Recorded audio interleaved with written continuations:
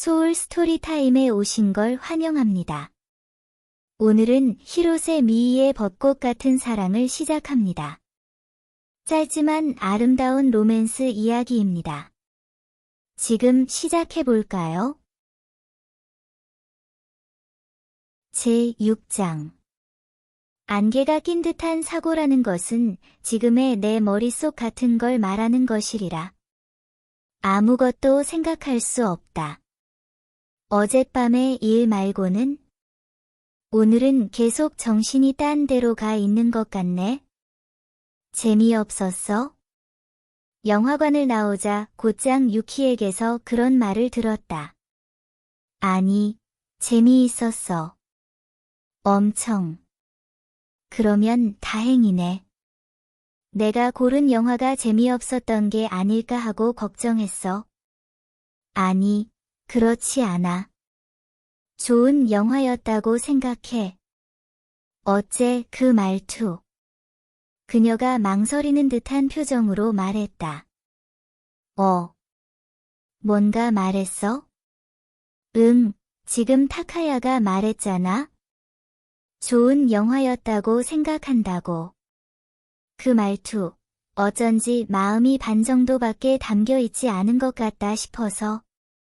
마음이 반밖에 담겨 있지 않다. 확실히 그 말대로였다. 오늘은 아침부터 데이트를 할 예정이었다. 영화관에 들어가니 이리이루하는 그녀의 모습이 곁눈질로 보였다. 새파래졌다가 빨개졌다가 때로는 눈물을 흘리는 모습은 귀여웠고 그런 그녀를 계속 보고 싶다고 생각했지만 어젯밤의 전경이 도저히 머리에서 떨어지지 않았다. 그건 선명한 영상이 되어 스크린에 비치고 있었다. 내가 보고 있던 영상은 어젯밤 벚꽃 아래에서 사라진 유키의 모습이었다. 눈앞에서 그녀가 사라졌다. 그때 나는 내가 사라지게 만든 것이라고 생각했다. 물론 그녀를 지금까지 한 번도 싫다고 여긴 적 따위는 없었다. 어젯밤에도다. 그러니 그녀가 사라진 이유는 알 수 없었다. 하지만 이변은 무엇에든지 일어난다. 벚꽃 아래에서 무언가를 사라지게 만들 수 있는 건 나밖에 없는 것이다. 내가 그녀를 사라지게 한 것이다. 극한의 절망 속에서 나는 가지고 있던 사진을 주머니에 넣은 뒤 납덩이처럼 무거운 몸을 어떻게든 움직여 그녀가 사라진 장소로 갔다. 역시 그 자리에 유키는 없었다. 큰 소리로 불러도 그녀는 나타나지 않았고 근처를 찾아다녔지만 그녀의 모습은 찾을 수 없었다. 그러고 나서 주변의 벚나무 주위를 찾아봤다. 얼마나 되는 벚나무를 돌아봤는지는 알 수 없었다. 하지만 결국 그녀를 찾지 못했고 깨닫고 보니 해는 떠 있었다. 나는 한 줄기 희망을 걸고 오늘 이 약속 장소에 왔다. 거기에 유키는 왔다. 아무 일도 없었다는 듯이 여느 때와 같은 미소로 손을 흔들며 나를 향해 뛰어왔다. 내가 사라지게 했을 터인 그녀가 다음엔 재미있는 영화로 할게. 조금 아쉽다는 듯이 앞을 걷는 그녀가 흐릿하게 보였다. 나는 또 그녀가 사라져 버릴 것 같은 느낌이 들어 가느다란 손목을 붙잡았다. 타카야? 나를 보는 그녀의 표정은 어제 봤던 것과는 달랐다. 그 순간 의식이 아득해져 몸이 휘청거렸다. 발 아래에서부터 풀썩 무너져 내릴 것만 같았다. 왜 그래? 정말로 괜찮아? 그녀는 가냘픈 몸으로 자세가 무너진 나를 지탱하려 했다. 코끝에 그녀의 샴푸 향기가 닿았다. 어제 알게 된 그녀의 향기다. 타카야, 혹시 몸 상태 안 좋아? 아냐, 수면 부족일 뿐이야. 조금 쉴 수 있는 곳으로 갈래? 그러자. 고마워. 그 후 우리는 카모가와 강으로 향했다. 동물원 데이트 후에 갔던 곳과 같은 장소다. 강터에 앉았다. 카모가와 강이 눈앞에서 유유히 흐르고 있다. 밤에 봤던 카모가와 강은 달빛을 받아 다시 반사하는 수면이 아름다웠다. 낮에 카모가와 강은 연인들이 모이고 부모와 아이가 산책을 하고 있어 그 앞에는 미소가 넘치고 있었다. 활기가 있는 카모가와 강은 그날 밤과 같은 강이라고는 생각되지 않았다. 곁에 있는 그녀에게서 꽃향기가 났다. 그날 밤에는 알아차리지 못했지만 햇빛을 받아 나머지 꽃들을 잇는 힘껏 피우는 벚나무가 있었다. 바람이 불어 꽃잎이 흩날린다. 벚꽃 꽃잎들이 수면에 떠서는 흘러갔다. 이 강변의 벚꽃을 보면 이제 봄도 끝나는 것임을 느끼지 않을 수 없었다. 어제 앉았어? 봄의 풍경을 바라보고 있자 그녀가 내 얼굴을 들여다보고 말했다. 수면 부족 같은 건 아무런 문제가 안 된다. 그저 잠만 자지 않은 것뿐이라면? 어젯밤에는 내 안에 있는 온 힘을 쥐어짜서 벚나무 아래에 있을 그녀를 찾아 돌아다녔다. 검은 밤이 이슥하게 다가왔다. 손발이 질척질척한 감각에 사로잡혀 있는 것만 같았다. 그래도 나는 사라진 그녀를 계속해서 찾을 수밖에 없었던 것이다. 언젠가 소중한 사람을 사라지게 만드는 것 아닐까? 나는 최악의 사태를 초래하고 말았다. 필사적으로 그녀를 찾으며 나는 사라져가는 그녀의 모습을 떠올리고 있었다. 유키는 비가 내리고 있는지 어떤지를 확인하는 것처럼 손바닥을 위로 향하고 벚꽃을 보고 있었다. 그리고 손톱 끝에서부터 하늘하늘 사라져갔다. 사라져가는 그녀의 옆모습은 무척이나 시원했다. 사라지는 것을 바라는 듯한 너무나도 아름다운 그 옆모습을 나는 빨려 들어갈 것만 같이 바라보고 있었다. 타카야, 정말로 괜찮아? 역시 어제 전혀 못 잔 거 아니야? 대답을 잊은 내게 그녀가 다시 한번 물었다. 응. 못 잤어. 나는 솔직하게 대답했다. 왜? 너를 찾고 있었거든. 전부 이야기할 수밖에 없다고 생각했다. 무슨 말이야? 이거. 나는 한 줌의 용기와 함께 가지고 있던 붉은 수첩을 그녀 앞에 내밀었다. 어라? 나 수첩 깜박 놔두고 갔구나. 어디 갔나 싶었어. 아. 그녀는 도중에 뭔가를 깨달은 듯 했다. 빨간 수첩을 받아들더니 그걸 숨기는 것처럼 바꿔쥐고는 너구리 같은 귀여운 얼굴로 에헤헤 웃었다. 그 미소에 계속 속은 상태로 있고 싶었다. 나는 너구리에게 속은 옛날 이야기의 주인공이 결말을 알게 되기 전의 기분을 잘 이해할 수 있었다.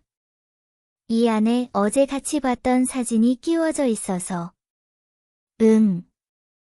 유키가 돌아간 뒤에 한 번 더 보고 있었는데 그 중에 본 적 없는 사진이 3장 끼워져 있더라. 봤어? 그녀는 그렇게 말했다. 응, 봤어. 그래서 어째서 유키가 이런 사진을 가지고 있는지 묻고 싶어서 그 뒤에 곧바로 쫓아갔어. 그랬더니 유키가 벚꽃 아래에서 사라졌어. 사라져가는 그녀의 모습을 잊는다는 건 불가능했다. 그 모습은 내 머릿속에서 몇 번이나 자동으로 재생되고 있었다. 어째서야? 나는 그렇게 물었다. 내가 사라지게 만든 것 아니었어? 나는 벚꽃 아래에서 무언가를 사라지게 만들 수 있다. 하지만 되돌리는 건 불가능하다. 그런데도 유키는 어디선가 나타났다. 아무 일도 없었다는 듯이 여느 때와 같은 미소로. 어제 사라졌을 터인 그녀가 태양이 구름 사이로 들어가 그녀의 얼굴에 그늘이 졌다. 푸른 하늘이 가냘이 같은 구름으로 뒤덮여 잿빛 하늘로 변해갔다. 강의 흐름이 빨라진다. 내가 사라지게 만든 게 아니야? 목소리는 무척이나 작았다. 간신히 목에서 짜낸 것처럼. 무슨 말이야? 어째서인지 그녀의 말을 듣는 게 무섭다는 생각을 하고 말았다. 하지만 듣지 않으면 앞으로는 나아갈 수 없다. 나는 온몸에 힘을 주었다. 벚꽃의 힘을 빌려서 사물을 사라지게 만드는 힘은? 응. 그 힘은 타카야 것이 아니라 내 거야. 나는 숨도 쉬지 못하고 구멍이 뚫릴 정도로 그녀를 바라봤다. 뜻밖의 대답에 당황하여 움직일 수 없게 된 내게 그녀는 이야기를 계속했다. 계속 내가 없애고 있었어. 계속. 그래. 봄이 되면 나는 과거로 가서 내게 닥치는 불행을 전부 없애고 있었던 거야. 그건 어째서지? 눈앞에 있는 그녀는 내가 아는 유키가 아닌 것 같았다. 지금부터 하는 이야기, 믿어주지 못할지도 모르지만 거짓말이 아니니까. 그녀의 얼굴에 깊은 그림자가 생겼다. 내 이름은 이치이 유키. 사쿠라는 예전 성이야. 이치이라니. 그래. 타카야의 성과 같아. 나는 당신의 미래의 아내니까. 귀에 휘익 하고 외풍 같은 소리가 울렸다. 사고가 멈췄다. 그녀가 한 말의 의미를 알 수 없다. 어찌할 바를 몰라 곤혹스러워서 그저 망연자실하게 서 있는 내게 그녀는 희미하게 미소 지었다. 그리고 나를 똑바로 보며 뒷말을 이었다. 우리는 머지않은 미래에 만나게 되어서 사랑에 빠지고 결혼하게 돼 그리고 귀여운 남자애가 태어나. 하지만 행복이 절정이었을 무렵 당신은 원인을 알 수 없는 병에 걸렸어. 그때 당신 어머니에게서 들었어. 타카야의 수명은 10살까지였다. 그리고 그 후에도 몇 번이나 위험한 일을 겪었다라고 말이야. 그래서 나는 벚꽃의 힘을 빌려 과거로 가서 작은 당신을 만나러 갔어. 타카야는 기억하지 못할지도 모르지만 당신은 정말로 갖가지 사고에 휘말렸었어. 어느 사고가 타카야의 수명을 앗아갈 사고인지 몰라서 나는 타카야에게 닥치는 위험을 전부 날려버린 거야. 당신이 살아주길 바랐으니까. 살아서 나랑 만나길 바랐으니까. 흘러가는 강의 물소리가 끊임없이 들려온다. 카모가와 강에서는 물의 냄새가 났다. 다리 위에서 사람들의 대화 소리가 들려온다. 하지만 이야기하고 있는 말도, 경치도, 냄새도 전부 내가 모르는 것들 뿐이다. 이 세계는 정말로 내가 있던 세계와 이어져 있는 걸까? 어쩌면 이건 환상이 아닐까? 순간 알 수 없어졌다. 이해가 불가능하면 사람의 뇌는 움직이지 않게 되는 건가? 눈앞에 있는 사랑하는 사람이 아득히 멀리 있는 느낌이다. 마치 꿈속에 있는 것만 같다. 흐릿해지는 그녀, 멀어지는 의식. 현실을 채 다 받아들이지 못하는 내 위로 어두운 하늘에서 빗방울이 부슬부슬 떨어졌다. 심장이 꾹 오그라들 정도의 냉기에 감싸여 있었다. 깜짝 놀랐네. 갑자기 내리는 걸. 근처에 아케이드가 있어서 다행이네. 지붕이 달린 인도에서는 사람들이 갑작스러운 비에서 벗어나기 위해 지붕 아래로 들어와 비를 피하고 있었다. 옆에 있는 사람을 수건으로 닦아주거나 어깨나 머리카락에 묻은 빗방울을 털어내면서 비가 그치기를 기다리고 있다. 다들 갑자기 내린 비에 당황하면서도 급작스러운 해프닝을 즐기고 있는 것처럼도 보였다. 나는 사람들의 모습을 곁눈질로 힐끔 보면서 막 파란불이 들어온 건널목을 걷기 시작했다. 거기, 젖어요. 뒤에서 말을 걸어준 여성을 무시하고 나는 지붕이 없는 길을 걸었다. 지금 그녀는 어쩌고 있을까? 갑작스러운 비와 함께 그녀는 자신이 사는 마을로 돌아갔을까? 아무 생각도 할 수 없었다. 나는 그녀 앞에서 어떤 얼굴을 해야 좋을지 알 수 없었다. 큼지막한 빗방울은 내 시야에서 그녀를 지웠다. 나는 비를 피하고자 달리는 인파에 섞여 정신을 차리고 보니 다리 위에 있었다. 그리고 지금도 아무 생각도 하지 못한 채 비트적 거리를 걷고 있다. 지붕이 끊어진 것은 한순간이었다. 길은 곧바로 백화점 앞의 아케이드에 덮여 비를 맞지는 않았다. 그래도 공기는 생각한 것 이상으로 차가웠다. 이윽고 아케이드가 끊기고 나는 타카세가와강 강변의 벚나무 아래에 있었다. 벚꽃이 신기루처럼 흔들려 보인다. 나는 시선을 살짝 떨고 발 아래에 있는 돌멩이를 주었다. 나는 벚꽃 아래에서 무언가를 사라지게 만들 수 있다. 그래, 이 돌멩이도. 이 돌멩이를 날 향해 던지고 그와 동시에 강하게 싫다고 생각하면 이 돌멩이는 다른 벚나무로 날아가는 것이다. 줄곧 그랬다. 봄이 되면 나는 사물을 날릴 수 있는 이 능력과 함께 봄철의 이치이는 무서워. 줄곧 남들의 두려움을 사왔다. 나는 팔을 크게 휘둘러 나 자신에게 돌멩이를 던졌다. 휭 하는 소리와 동시에 크으 뺨의 격통이 느껴졌다. 얼얼한 아픔이 나중에 뒤쫓아오는 것처럼 얼굴 전체로 퍼졌다. 천천히 뺨에 손을 뻗어보니 손끝에 새빨간 피가 묻어 있었다. 손끝의 피를 보면서 나는 소스라치게 놀랐다. 그녀가 했던 말은 사실이었던 것이다. 지금까지 내가 믿고 있었던 힘은 내 것이 아니라 정말로 그녀의 것이었다. 내 고민은 그녀의 힘이고 줄곧 살아가기 괴로웠던 봄이 전부 그녀 탓이었다니 충격이었다. 더는 아무것도 생각하고 싶지 않았다. 검은 안개가 나 자신을 감싸고 있는 것만 같았다.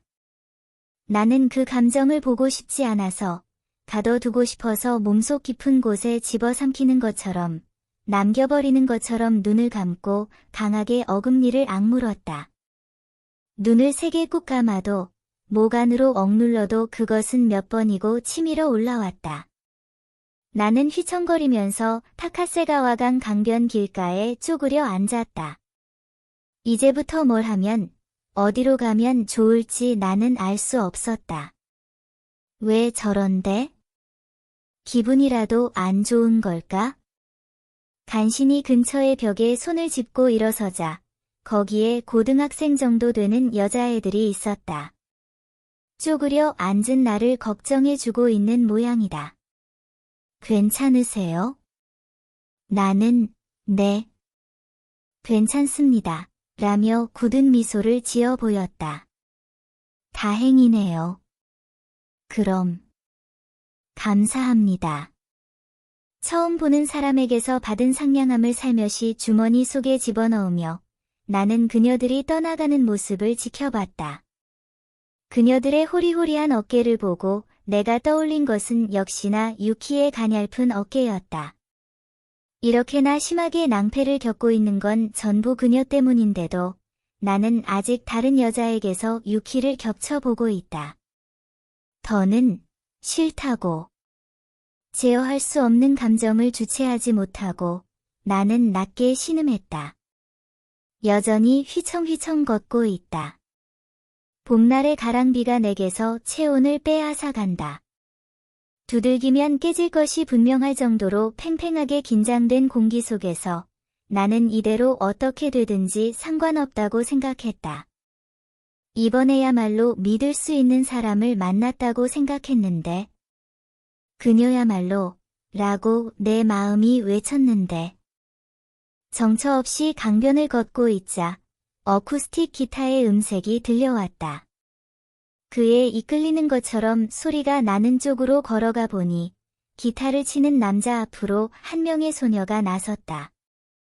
여자애는 마이크를 들더니 소녀에서 불가사의한 매력을 지닌 여성의 눈으로 변했다. 숨을 쓱 들이마신 뒤 그녀는 소리를 내뱉다시피 하며 노래하기 시작했다. 투명한 느낌이 있는 그 목소리는 천사의 목소리라고나 표현해야 좋을까? 그녀의 목소리는, 그 가사는 내게 보내진 노래인 걸까 하는 생각이 들었다. 그 노래는 사랑하던 사람에게서 이별하자는 말을 듣는 내용의 노래였다. 어째서, 라며 사랑의 행방을 찾는 가사에 눈물이 넘쳐 흐를 것만 같았다.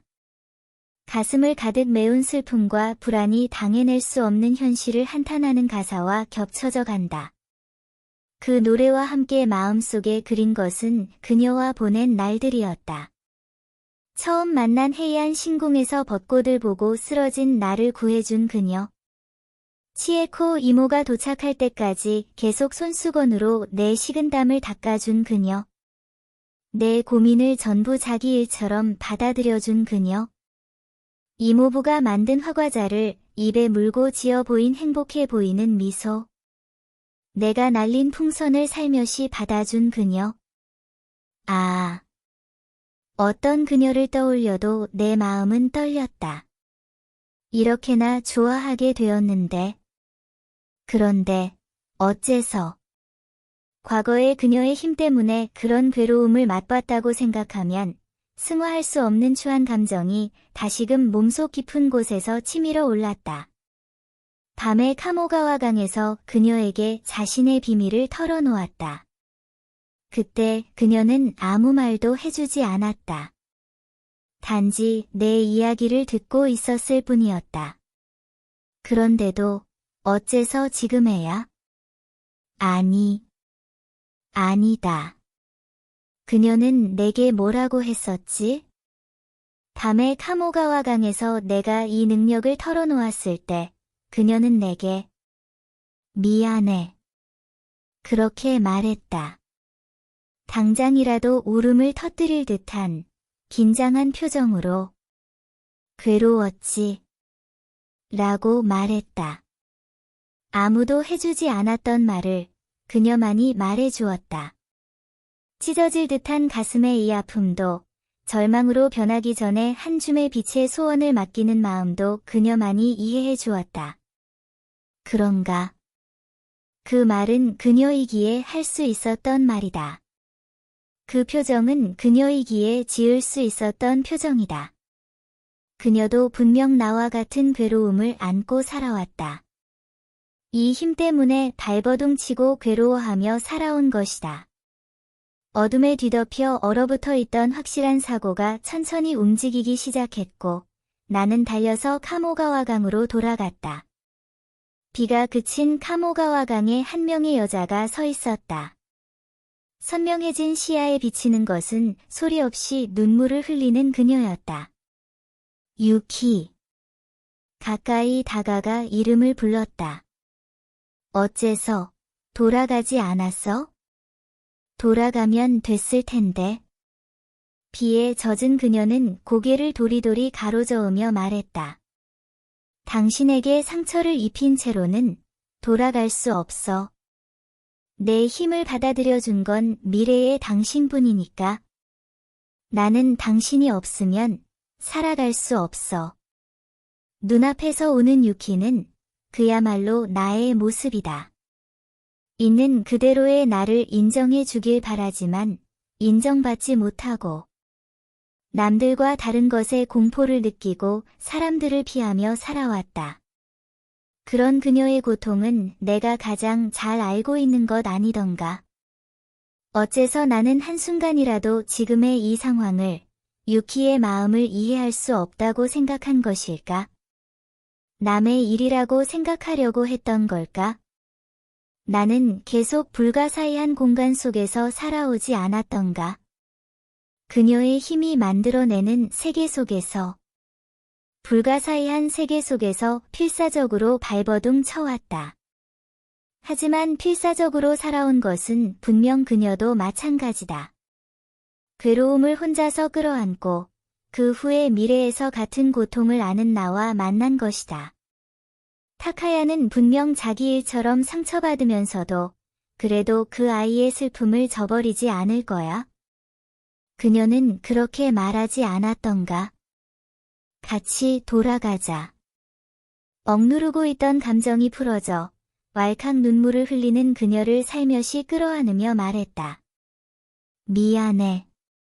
그녀가 그렇게 말하며 울었다. 내 힘 때문에 당신이 이렇게나 괴로워하고 있을 거라고는 생각지도 않았어. 그저 당신을 구하고 싶었을 뿐이야. 정말로. 미안해. 나는 조용히 눈물을 흘리는 그녀를 묵묵히 부둥켜 안았다. 그녀의 몸은 어제보다도 여인 것처럼 느껴졌다. 별표. 도중에 있는 편의점에서 산 비닐우산을 접고 아무도 없는 집으로 들어갔다. 괜찮을까? 그녀는 아무도 없는 집에 들어가는 걸 걱정하고 있었다. 괜찮아. 오늘 아침에도 치에코 이모가 말씀하셨어. 언제든지 써도 괜찮다고. 정말. 고마워. 그런 것보다 얼른 들어가야겠다. 나는 서둘러 세면실로 향했다. 그리고 하얀 수건을 한 장 가지고 돌아와 그녀의 머리에 걸쳤다. 어깨에서도 물이 뚝뚝 떨어지고 있다. 지금 목욕물 받을게. 이 정도쯤은 괜찮아. 그래도 타카야도 젖었는걸. 그녀가 방금 걸친 수건을 내게 건네려 했기에 나는 그 손을 제지하고 한 장 더 갖고 올 테니까. 그건 유키가 써. 감기 걸리지 마. 괜찮대도. 정말 걱정이 많다니까. 가슴에 후회의 감정이 솟구쳐 오른다. 내가 그녀를 이렇게나 젖게 만든 것이다. 수건을 한 장 더 가져온 뒤 우리는 2층으로 올라갔다. 작은 책상 앞에 앉은 그녀의 어깨에 담요를 걸쳐주고 옆에 앉았다. 그렇게까지 해주지 않아도 되는데 라며 그녀는 웃었다. 나는 다시 한번 미안이라고 사과했다. 내 잘못이야. 아니야. 움직일 수 없었던 건 나니까. 유키는 밝은 목소리로 말했다. 그러니까 이제 신경 쓰지 마. 라고 말하고 있는 듯한 기분이었다. 다시 와줄 거라고는 생각지 않았어. 담요에 둘러싸인 그녀는 불쑥 말했다. 돌아갈 거야. 몇 번 잘못한다 할지라도 내게 돌아갈 거야. 처음으로 만났던 건 헤이안 신궁의 수양 올번나무 앞에서였다.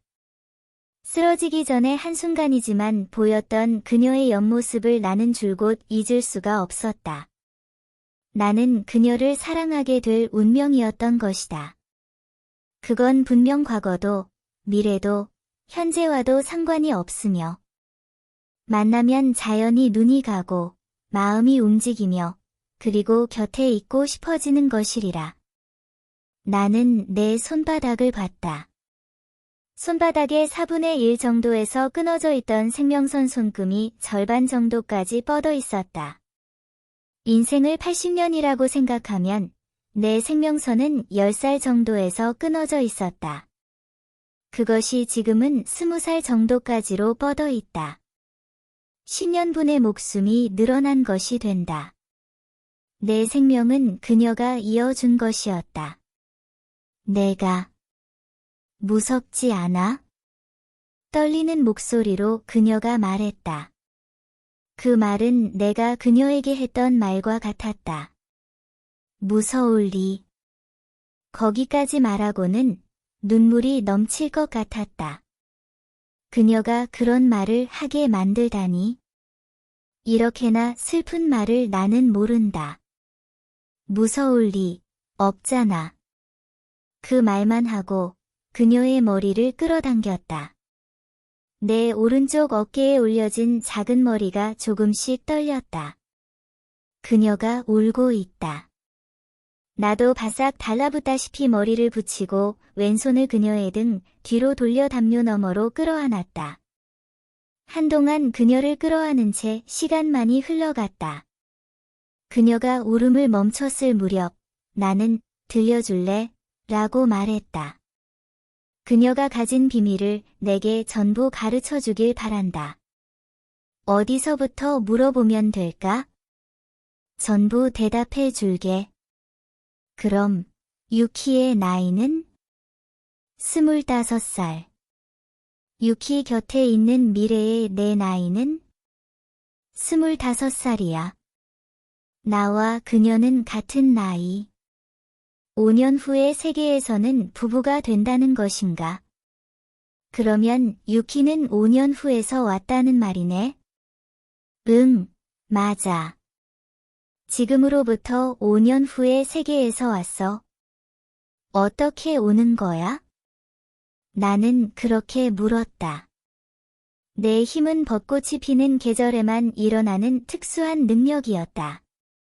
하지만 내 힘이라고 생각했던 능력은 사실 유키의 힘이었고, 그렇다면 그녀도 벚꽃이 피는 계절에 한정된 능력을 가진 사람이라는 말이 된다. 나는 다룰 수 없는 그 힘을 그녀는 어떻게 제어하고 있는 걸까? 벚꽃의 꽃가루에는 신비한 물질이 포함되어 있다는 거 알고 있어? 아니, 몰랐어. 그런 이야기는 처음 들었다. 그것의 이름은 에페드린이라고 해서 기관을 확장하거나 교감신경을 자극해서 흥분을 유발하는 물질이야. 꽃 구경을 하면 기분이 무척 즐거워지거나 여럿이서 들뜨기도 하잖아. 착실하던 사람이 갑자기 옷을 벗거나 춤을 추기도 하지. 응. 그건 에페드린의 힘이야. 물질을 느끼기 쉬운 사람과 그렇지 않은 사람이 있어. 느끼기 쉬운 사람은 자기가 아닌 듯한 행동을 취할 때도 있어. 벚꽃 속에 다량의 에페드린이 포함된 건 아니지만 대부분의 사람이 자기도 모르는 사이에 이걸 느껴서 신비한 벚꽃의 힘에 매료되고 있는 거야. 벚꽃은 사람을 미치게 한다는 말을 들은 적이 있는데 그건 이유가 있는 말이었던 건가? 에페드린이라는 각성 물질에는 집중력을 높이는 효과도 있어. 내 몸은 그 효과에 강하게 반응했어. 벚나무 아래로 가면 감각이 예민해지는 거야. 깊디 깊은 집중력은 잠들어 있는 잠재의식 속으로 작은 나를 데리고 갔어. 작은 나는 잠재의식 속에서 여러 가지를 하며 놀았지. 눈앞에 돌을 날려보거나 손수건을 없애보기도 했어. 현실에서는 할 수 없는 것이 내 머릿속에서는 가능했던 거야. 그리고 그런 일을 반복하고 있던 어느 날, 나는 현실 세계에서도 사물을 날려버릴 수 있게 되었어. 거짓말 같은 이야기지? 그녀는 말이 나오지 않는 내게 말했다. 하지만 사실인 거잖아? 어디선가 들었던 대화였다. 응, 사실이야. 처음에는 물체뿐이었어. 돌멩이나 연필, 지우개를 날리고 그 다음엔 남동생의 미니카를 날릴 수가 있었어. 점점 힘을 자유자재로 다룰 수 있게 되어서 물체의 크기나 날리는 거리도 늘어나서 책가방이나 자전거 같은 것도 날릴 수 있게 됐지. 그리고 마지막에는 나 자신도 날려보낼 수 있게 됐어. 그건 아무런 대가도 없이? 나는 그렇게 물었다. 특별한 능력을 이야기하는 그녀의 표정은 밝아 보이지 않았기 때문이다. 아니, 그녀는 고개를 가로저었다. 시공을 넘는 건 엄청난 체력을 소모하는 일이야. 지친 듯이 웃는 그녀의 뺨은 처음 만났을 무렵처럼 토실토실하지 않았다. 눈앞에 있는 그녀는 야위어 있었고, 그건 다이어트라는 말로는 수습이 되지 않을 정도였다. 당신이 살아주길 바랐으니까. 살아서 나랑 만나길 바랐으니까. 비가 그친 카모가와강 강변에서 들었던 그녀의 말을 떠올리고 있었다. 그녀가 과거의 나를 구하기 위해 자신의 목숨을 깎아가며 시공을 넘어온 것이라고 생각하니 눈시울이 뜨거워졌다. 그래도 그렇게 심각하게 받아들이지 마. 시간이 지나면 자연이 돌아가. 내가 힘을 쓰는 건 봄뿐이니까. 봄에 체력이 떨어져도 여름, 가을, 겨울 동안에 회복하거든. 다음 봄이 올 무렵에는 난 다시 건강한 나로 돌아가 있을 거야. 그러니 걱정하지 마, 라고 그녀는 말했다. 그렇지만 그 힘을 너무 많이 쓰게 되면? 만약 그녀가 가진 능력을 완전히 다 써버려서 그 힘이 없어지고 만다면 그녀는 어떻게 되는 걸까? 힘이 회복되기 전에 전부 다 써버리면? 그런 걱정을 할 정도로 그녀는 삐쩍 말라 있었다. 낯빛도 좋지 않아서 당장에라도 사라져버리고 말 것만 같았다. 그건 나도 잘 모르겠어. 나도 그녀도 말로 하지 않을 뿐 어렴풋이 알아차리고 있었다. 능력을 전부 사용하면 그녀는 나는 가느다란 손목을 붙잡고 그럼 이 이상은 나를 지키기 위해서 힘을 쓰지 마. 내가 이어준 생명은 남자로서 힘을 쌓고 성장했어. 내 몸은 스스로 지킬 수 있어. 충분히 주의할 테니까. 이 이상 너에게 부담을 지우고 싶지 않아. 알았어. 더는 쓰지 않을게. 약속이다. 응, 약속. 유키는 잠시 날 바라본 뒤 몸을 기대왔다. 우리는 그러는 것이 당연하다는 것처럼 입술을 포겠다. 별표 별표 별표. 그쳤을 터인 가랑비가 후드득 후드득 내리기 시작하고 있었다. 창문에 부딪히는 빗소리가 기분 좋게 울리는 건 품 안에 있는 그녀 덕분일지도 모른다. 이불로 몸을 감싼 채 나를 보는 그녀. 이불로 가려진 얼굴이 빨갛게 물들어 귀엽다고 생각했다. 반들거리는 머리카락을 만지고 새빨간 입술을 만지고 부드러운 살결을 만졌다. 그녀가 나보다 5살 연상이라고 생각할 수 없는 건 분명 동안 때문이리라. 한쪽 팔로 그녀를 안으면서 창문을 두드리는 빗소리를 들었다. 그 소리는 간단한 멜로디로 들렸다. 이 소리, 그거랑 비슷하네. 같은 생각을 한 건지, 서로 마음이 통했는지 그녀가 불쑥 말했다. 뭐였더라, 이 빗소리. 아, 알 것 같아. 강아지 행진곡. 타카야 씨가 치고 있었어. 미래에 나는 피아노를 칠 수 있어? 아니. 못 치니까 연습했었어. 아이들한테 멜로디언을 가르쳐야 해서. 얼마나 필사적이었다고. 커다란 손가락으로 필사적으로 연습하는 거 귀여웠는데. 아니, 다 큰 어른이 필사적으로 멜로디언이라니. 전혀 귀엽지 않다고 생각하는데. 그나저나 어째서? 멜로디언이라니. 혹시 하고 직감이 발동했다. 5년 후에 나는. 맞아. 타카야 씨는 지금 초등학교 선생님이야. 될 수 있었구나. 물론이야. 타카야 씨는 지금 내가 사는 시골의 작은 초등학교에서 선생님을 하고 있어. 타카야 씨는 누구에게나 평등하고 다정하면서도 살짝 열혈이라 인기가 많은 선생님이야. 칭찬을 받아 기쁘지만 어딘가 분한 마음도 든다. 나와 같은 인물일 터인데 실감이 나지 않기 때문일까?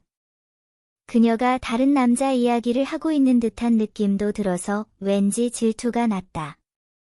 그리고 나는 계속 마음에 걸렸던 것을 물어봤다. 나는 타카야인데 미래의 나는 타카야 씨네. 그런 게 마음에 걸리는구나, 라며 그녀는 웃었다. 타카야 씨는 같은 나이지만 나보다 훨씬 어른이니까. 나는 타카야 씨에게 많은 도움을 받았고 타카야 씨가 지켜줘서 지금 무척이나 행복해. 그녀의 눈동자가 바라보고 있는 건 지금의 나이면서도 내가 아니다. 확실히 그녀는 미래의 나를 사랑하고 있다. 지금의 나와는 달라? 끈질긴 것 같지만 물어봤다. 역시 분한 것이다. 5년이라는 세월은 크다고 생각해. 어떤 의미야? 진 것 같은 느낌이 들었다. 아니, 실제로 진 것이다. 미래의 나에게. 냉정하게 생각하면 그건 기쁜 일일 것이다. 하지만 역시나 분하다. 그녀를 막 간지렸다. 그녀가 꺄아 하고 소리를 내며 웃었다. 귀여워서 어쩔 줄 모르겠다. 간지리다가 튀어나온 그녀의 매끈한 다리를 이불 속으로 넣고 얼굴을 맞대며 웃었다. 점점 그녀가 좋아진다. 그녀가 웃는 방식, 삐치는 방식, 목소리를 내는 방식, 내게 닿는 손을 움직이는 방식. 전부를 보고 있고 싶어진다. 더욱 그녀를 알고 싶어진다. 진심으로 행복하다고 느꼈다. 그래도 대학생인 타카야랑 만날 수 있어서 정말로 다행이야. 역시 나는 타카야에게 끌리고 있다고 느꼈어. 나이라든가 타이밍 같은 건 상관없이 나는 언제든지 당신을 찾아낼 수 있다고 말이야. 응. 나는 끄덕였다. 그녀를 꼭 끌어안았다.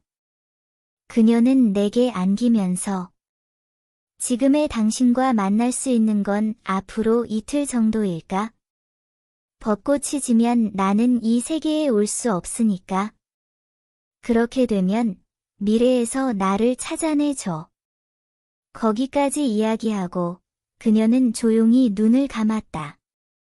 지친 얼굴은 행복한 것처럼도 보였다. 나는 살며시 이불을 덮어줬다. 그 후 나는 그녀에게 미래의 이야기를 들었다. 유치원에서 본 애가 우리의 아이랑 쏙 빼닮았다는 것. 어떤 애야? 벚꽃이 떨어지는 벚나무 가로수길을 걸으며 손을 잡고 미래의 아이 이야기를 한다. 무척이나 신기한 기분이었다. 나의 미래가 이렇게까지 따뜻한 세계로 이어져 있다니 지금까지 생각해 본 적도 없었다. 다정하고 귀엽고 하지만 남자다워. 그래? 나는 웃었다. 여러 가지가 모순되어 있다. 그렇다고. 얼굴 생김새는 귀엽지만 성격은 남자애야. 엄마는 내가 지킬 테니까. 라고 말해주는 거 있지. 그녀의 표정은 화사했다. 남자아이는 엄마에게 있어 작은 연인이라는 말을 들은 적이 있는데 딱 그런 표정이었다. 역시 말이야. 당신과 닮았어. 나랑? 응, 타카야의 올곧은 성격도. 모두에게 상냥한 점도. 아무도 두고 가지 않는 점도. 정의감이 강하고 귀여우면서도 남자다운 두 명의 왕자님에게 둘러싸여서 난 지금 최고로 행복해. 가슴 속 깊은 곳이 아플 정도로 꾹 옥죄였다. 나는 머지않은 미래에서 그녀와 그리고 내 분신 같은 아이와 만난다. 지금보다도 늠름한 남자가 되어 있을 것이다. 빨리 어른이 되고 싶다고 생각했다. 우리는 언제 만나게 돼? 이 이상은 비밀이야. 어째서? 나는 물었다. 들을 수 있는 정보는 전부 들어두고 싶다. 잘못된 길을 걸어서 너희들에게 다다르지 못하게 되는 건 싫으니까. 미리 정답이랑 맞추어 보는 건 재미없잖아. 그래도 만나지 못하게 되면? 괜찮아. 우리는 분명 이어져 있으니까. 나만 잘못하지 않으면 괜찮아. 흩날려 떨어지는 벚꽃을 바라보면서 그녀가 또렷하게 말했다. 눈을 감으니 맑게 갠 푸른 하늘이 보였다. 시골에 있는 단독주택. 나는 정원으로 이어지는 넓은 툇마루에서 대자로 누워있다. 정원에는 여러 번 빨아 색이 바래진 이불을 너는 너와 그 옆에는 어렸을 적의 나를 쏙 빼닮은 남자애가 있다. 그런 곳에서 누워만 있지 말고 당신도 도와줘. 야단을 맞고 있다. 털썩 하고 배에 납덩이처럼 묵직한 것이 올라타 괴로움에 눈을 떠보니 아빠, 엄마를 도와줘. 귀여운 남자애가 내 배 위에서 성을 내고 있다. 성난 얼굴은 그녀 쪽을 닮았을지도 모르겠다. 빨리. 나는 남자의 손에 이끌려 푸르른 산들로 둘러싸인 넓은 정원 한가운데로 간다. 유키와 남자애랑 함께 갓 빨래한 새하얀 이불을 빨래 장대에 넣는다. 새하얀 이불 너머로 태양이 비쳐 보였다. 지금 내가 본 것은 분명 벚꽃이 데리고 온 환상이다. 하지만 확실히 미래에 있는 것이라고 느꼈다. 분명 그녀는 그 행복을 지키기 위해 이 장소로 찾아온 것이다. 그렇다면 나는 이 현실을 받아들이자. 엉망진창이 되면서도 시공을 넘어 나를 만나러 온 그녀의 사랑을 받아들이고 싶다. 알았어. 묻지 않을게. 우리는 분명 미래에서 만날 수 있을 것이다. 그것이 운명이라면? 그래도 꼭 찾아내줘. 어느 쪽인데? 마음이 약해진 그녀의 말에 웃음이 새어나왔다. 약속이야. 알았어. 약속. 타카야. 사랑해. 어느 쪽에 내게 하는 말일까? 그런 생각을 하며 그녀를 바라봤다. 서로의 몸을 끌어안자 심장 소리가 겹쳐져서 하나가 되었다. 대부분의 꽃잎이 지고 이윽고 하얀 꽃을 떨어뜨리기 시작한 벚나무 아래에서 우리는 다시 키스를 했다. 소울 스토리타임을 시청해주셔서 감사합니다. 오늘의 이야기가 마음에 드셨다면 좋아요와 구독을 눌러주세요. 매주 화요일, 수요일, 금요일, 일요일에 새로운 이야기로 찾아뵙겠습니다.